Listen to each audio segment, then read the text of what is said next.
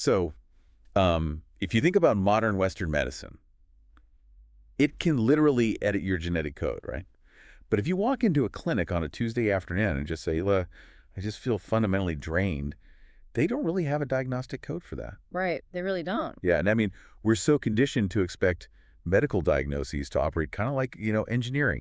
You take your car to the mechanic, they plug a computer under the dashboard, the screen flashes, and they just point to a faulty spark plug. Exactly. It's a very binary expectation. I mean, the gear is either broken or the gear is functioning perfectly. There's no real in between. But human vitality, Yeah. right? Things like chronic fatigue or brain fog or just that overall feeling of resilience, it doesn't fit neatly into a binary system. No, not at all. And when the diagnostic computer comes up empty, you're left in this really murky landscape. And that is the exact contradiction we are unpacking today in this deep dive. It's a huge topic. It is. We're looking at a stack of sources that basically collide two entirely different paradigms. So we have a really fascinating comparative analysis of Western medicine and traditional Chinese medicine, plus some extensive breakdowns of historical Chinese health concepts. Yeah, and we're mixing all of that with a modern biochemistry lecture on cellular respiration and the Krebs cycle, which sounds dense, I know. Right. But the mission here is, well, it's pretty wild. Our goal is to bridge the gap between macroscopic ancient philosophy and microscopic cellular biology. Exactly. We want to find the exact point where a 2,000-year-old concept of, energy translates biologically and mathematically into modern science. So we can figure out how to actually optimize our health and energy. Okay, so to do that, we have to start by looking at the fundamental philosophies behind these two systems, because they are essentially speaking completely different languages. They really are. Let's start with Western medicine, which the sources frame as the micro. This entire system is built on a very Cartesian, reductionist view of the body. Right, which traces all the way back to René Descartes. It's basically the philosophy that the best way to understand a complex system is to just break it down into its smallest possible parts. Right. You view the body as a highly sophisticated clockwork machine, and honestly, when it comes to localizing pathology, finding that broken gear, this approach is just unparalleled. Oh, absolutely. I mean, the sources highlight some incredible advancements. We're talking about things like CAR T-cell therapy, where they actually genetically modify a patient's own immune Yeah, cells. the success rates there are staggering. Right. It shows an 82% complete remission rate for certain refractory leukemias.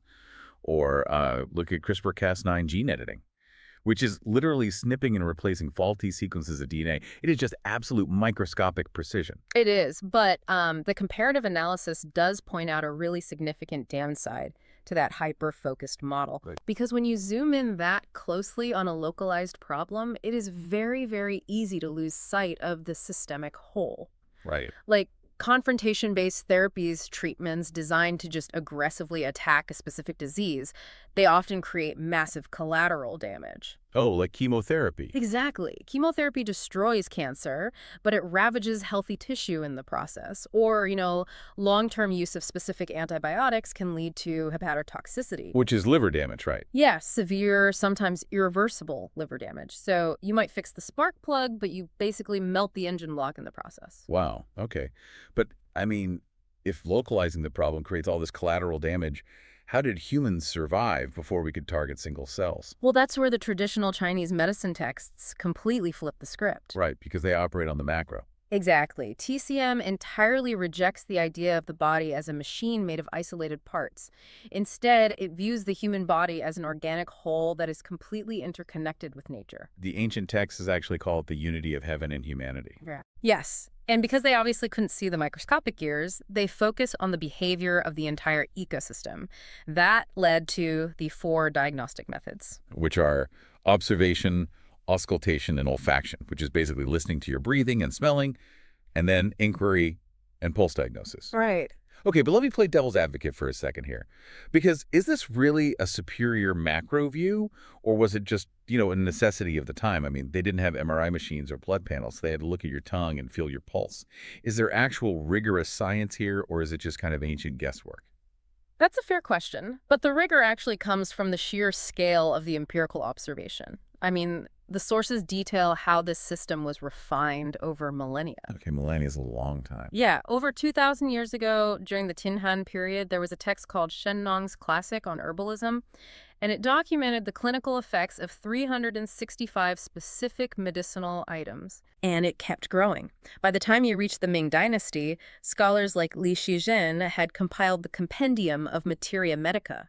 He cataloged almost 2,892 to be exact different herbs based on generations of trial and error. So it's basically a massive, centuries-long data set of how human biology reacts to its environment. Exactly. Okay, so going back to our mechanic analogy, it's less like a mechanic plugging in a computer and more like, say, a master gardener. A gardener who can look at the color of a leaf, feel the moisture in the soil, and just know exactly what the root system needs. That is a perfect way to look at it. The Western approach is disease treatment, right? Aiming to destroy the pathogen. The TCM approach is harmony-oriented. It focuses on cultivating the soil so the pathogen just can't survive in the first place. Right. But then this leads to a natural tension between the two systems. Because how does a system built on metaphors, things like yin and yang or the five elements, how does that survive in an era of genetic sequencing and data-driven biomarkers? Well, the surprising reality in the research is that they aren't just surviving side by side. Modern technology is actively proving the metaphors correct. Wait, really? Yeah, they are literally merging into a macro-micro dual evaluation system. Take yin and yang, for example. We often dismiss it in the West as this vague spiritual concept. Right, like a cool symbol on a t-shirt. Exactly. But biologically, yin and yang is the literal structural blueprint for dynamic equilibrium in the body. Meaning the constant balancing of opposing forces to keep us alive. Yes. Just look at the autonomic nervous system. Your sympathetic nervous system acts as the accelerator. It drives up your heart rate, dilates your pupils when you interact. That is pure yang. Okay. But if it stays on forever, you burn out. So the parasympathetic nervous system acts as the brakes. It slows the heart down, stimulates digestion. That is yin. Okay, that makes sense. And the sources even bring up Professor Earl Sutherland. He actually won a Nobel Prize in 1971. Wait, a Nobel Prize for yin and yang? Basically. He won it for proving that two specific molecules in our cells, cGMP and KMP, have completely antagonistic actions in regulating cellular function. One turns cellular activity up, the other turns it down. He discovered the exact biochemical equivalent of yin and yang. That is wild. Okay, I could buy yin and yang as a metaphor for the nervous system, sure. But what about the five elements? The texts categorize the human body into wood, fire, earth, metal, and water. I mean, grouping my liver under wood and my spleen under earth sounds a lot more like poetry than physiology. I totally get that. It does sound poetic until you look at what the texts call the subjugation cycle. The subjugation cycle. Okay, what is that? It's the theory that these elements interact, and sometimes one overpowers or subjugates another. Specifically, the texts argue that the liver, which is categorized as wood, can subjugate or over-restrict the spleen, which is categorized as earth. Okay, so wood subjugating earth. Let's try to translate that. How on earth does that map onto actual human biology for the listener? It maps flawlessly onto the modern biology of stress. Yeah. In TCM, the liver system governs the smooth flow of emotions. When you experience intense anxiety, frustration, or chronic stress, the liver becomes agitated. Okay. And this overacts on the spleen, which in TCM governs digestion and nutrient absorption. Wait, hold on. Are you saying a 2,000-year-old text essentially diagnosed the biological mechanism for stress-induced digestive failure? Or are we just, retroactively projecting modern science onto a vague concept? No, the mechanism is identical. We just swapped out the vocabulary. Today, we know that when you experience chronic stress, your brain activates the HPA axis. The hypothalamic pituitary adrenal axis. Exactly. And your body is flooded with cortisol. And what does cortisol do? It redirects resources, right? Right. It diverts blood flow away from your gastrointestinal tract. It literally suppresses your digestive system, which leads directly to conditions like irritable bowel syndrome.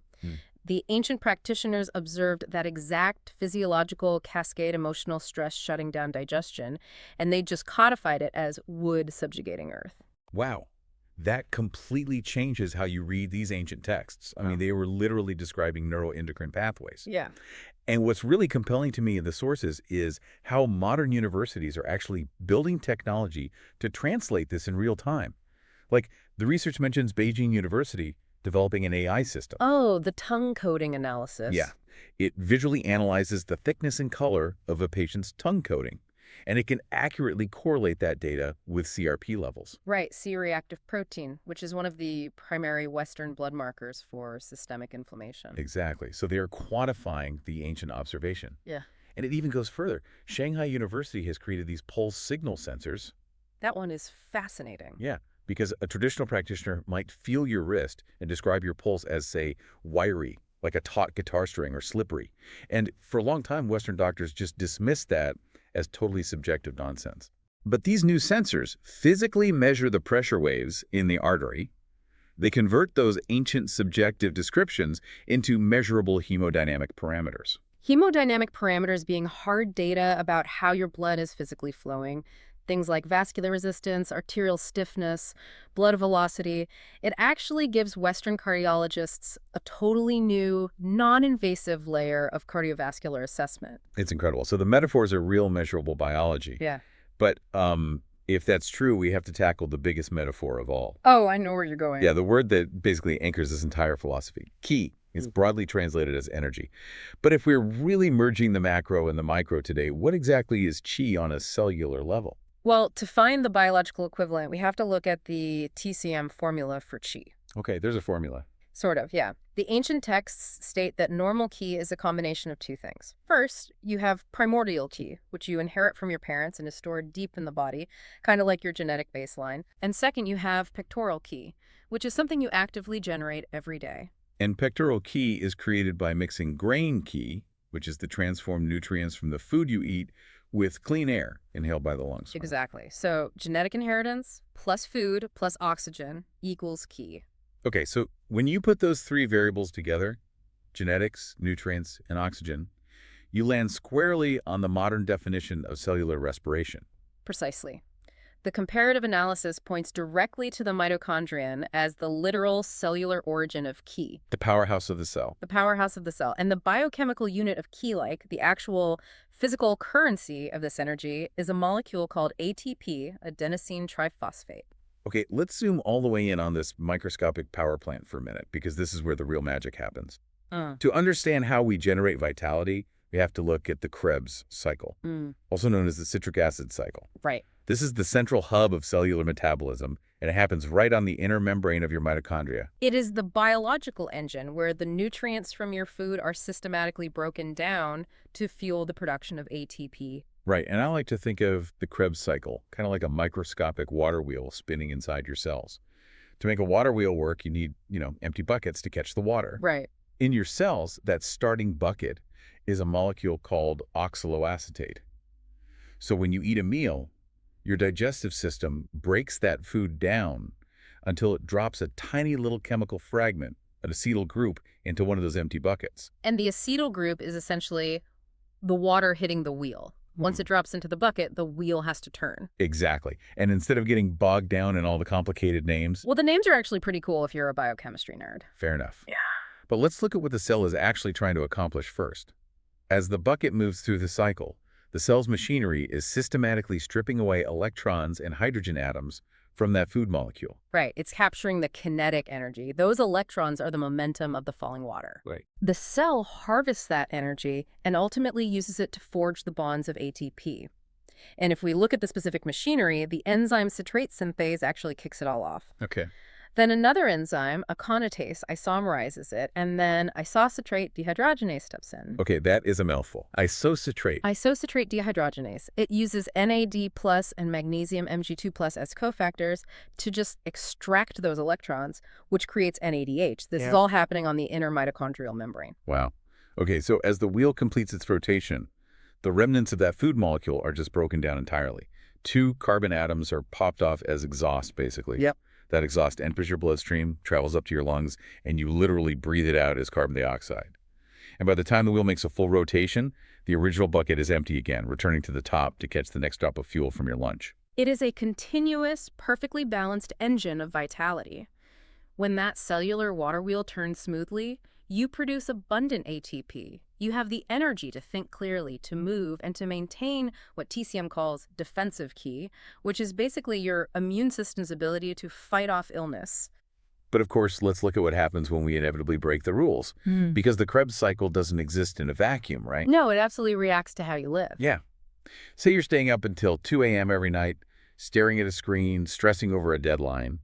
In TCM, pushing yourself like that without rest causes yin deficiency. Yes. And you might experience night sweats, a dry mouth, and just constantly feel thirsty. Or consider poor nutrition. If you aren't eating properly, the texts describe that as liver blood deficiency, and that manifests physically as dizziness when you stand up or really dry, exhausted eyes. And if you live a totally sedentary lifestyle, just sitting at a desk all day without movement, Yeah. you develop key deficiency. So Yeah. shallow breathing and chronic fatigue. Right. Biochemically speaking, though, what is actually happening during these states of deficiency? Like, how does our lifestyle actually break the water wheel? Well, the breakdown happens because no engine is 100% perfectly efficient. Right. As the Krebs cycle churns and those electrons are stripped away and transported, a few of them inevitably leak out. Okay. And this metabolic exhaust creates these highly reactive molecules called reactive oxygen species, or ROS. Which we usually just call free radicals. Yes, exactly. Free radicals are chemically unstable. They desperately want to steal electrons from whatever is nearby. And if they aren't neutralized, they literally start attacking the structure of the mitochondrion itself. They damage the cellular machinery and the mitochondrial DNA. So the water wheel literally starts rusting and falling apart. Exactly. In biochemistry, this is known as mitochondrial decay. And the sources emphasize that mitochondrial decay isn't just a minor issue. It is literally the leading biological hypothesis for the entire human aging process. Yeah, and it's the root mechanism behind chronic neurodegenerative diseases like Parkinson's and Alzheimer's. Okay, this is a huge industry today. I mean, the entire anti-aging world is obsessed with fighting free radicals. So logically, if I have an exhaust problem that's damaging my cells, why shouldn't I just take a massive, 1,000-milligram megadose of vitamin C or vitamin E? Right, that's what everyone thinks. Flood the system with exogenous antioxidants to sweep up all the free radicals. Right. It seems like the obvious fix. But the comparative analysis reveals a massive counterintuitive flaw in that approach. Oh, really? Yeah. When you take megadoses of Western vitamins, you are relying on exogenous antioxidants, meaning they come from outside the body. They basically work like a chemical sponge. Yeah. One molecule of vitamin C neutralizes one free radical, and then it is consumed. It's done. Oh, so it's like hiring an outside cleaning crew who picks up exactly one piece of trash and then quits. It's actually worse than that. Yeah. By flooding your system with these massive doses of outside help, you actually downregulate the cell's natural internal defense mechanisms. Wait, what? Yeah. Your cells possess their own endogenous antioxidant network, primarily driven by a very powerful molecule called glutathione. But if you constantly provide outside antioxidants, you are essentially teaching the cell's DNA that it doesn't need to produce its own defenses anymore. The machinery just goes dormant. Wait. So by religiously taking massive mega doses of antioxidant vitamins to try and protect my health, I might actually be turning off my body's internal security system. The research absolutely supports that concern. The texts cite several modern longevity studies where long-term megadosing of specific isolated antioxidant vitamins was actually associated with a slightly shortened lifespan. That is crazy. It is, and it's precisely because it blunted the body's natural adaptive stress response. That is a massive blind spot in how we normally think about supplements. Okay, so if exogenous megadoses actually weaken the system, how do we fix a broken water wheel? What is the TCM solution? So the TCM approach focuses on specific tenifying herbs, and the primary example they talk about in the texts is the schizandra berry. In Chinese, it's known as wu wei zi, which basically translates to the fruit of 5 tastes. And the active biochemical component in this berry is a compound called schizandrin B. All right, let's get the actual mechanism here. How does a berry work differently than a vitamin C pill?